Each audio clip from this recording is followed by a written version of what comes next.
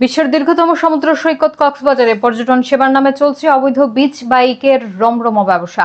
প্রশাসনের তদারকির অভাবে একদিকে যেমন সরকার বিপুল পরিমাণ রাজস্ব হারাচ্ছেন, অন্যদিকে চালকদের সিন্ডিকেট এবং অতিরিক্ত ভাড়ায় চরম হয়রানির শিকার হচ্ছেন পর্যটকরা। বিস্তারিত দেখুন আরাফাত শিকদারের প্রতিবেদনে। বিশ্বের দীর্ঘতম ১২০ কিলোমিটার সমুদ্র সৈকত কক্সবাজারে পর্যটকদের আনাগোনা বাড়ার সাথে সাথে পাল্লা দিয়ে বাড়ছে বিচ বাইকের সংখ্যা। তবে সুগন্ধা, কলাতলি বা লাবণী পয়েন্টের বিচ ম্যানেজমেন্ট কমিটি কিছুটা তদারকি থাকলেও হিমছড়ি ও শালসা পয়েন্টে প্রশাসনের কার্যক্রম নজরদারি নেই বললেই চলে। শালসা বিচ এলাকায় প্রতিদিন ২০ থেকে ২৫টি অবৈধ বিচ বাইক প্রশাসনের অনুমোদন ছাড়াই দেদারসে চলমান করছে। অভিযোগ রয়েছে স্থানীয় পুলিশ ফাঁড়ির পরোক্ষের মধ্যেই প্রতি বাইক থেকে মাসিক মাসোহারা আদায়ের মাধ্যমে চলছে এই অবৈধ কারবার।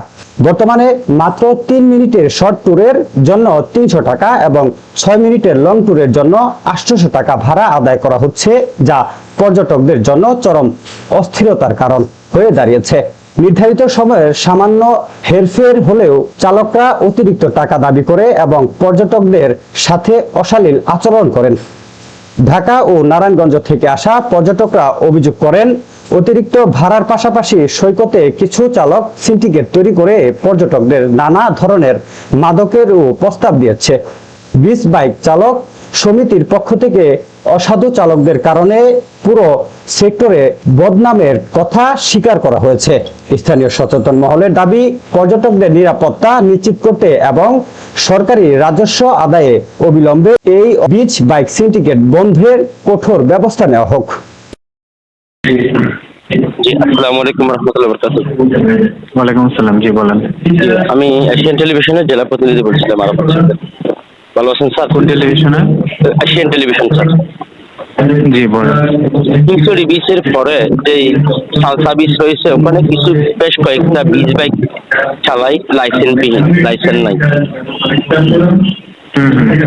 একটু এই বিষয় নিয়ে আপনাকে অবগত করতে চাচ্ছি। এখানে এই রিলেটেড আর একটা কমপ্লেন আমার কাছে গতকাল এসেছিল, তাকে যে সমাধানটা দিয়েছে আপনাকে একই সমাধান দেবো। আপনারা যদি একটু ছবি এবং ভিডিও সহ গুগল ড্রাইভের লিঙ্ক ক্রিয়েট করে অ্যাপ্লিকেশন করতে পারেন, তখন আমাদের জন্য অ্যাকশন নেওয়াটা ইজি হবে। হ্যাঁ, রাইট। আচ্ছা, ঠিক আছে। Thank you sir. Thank you. News Pratidin, সব সময়, সবখানে।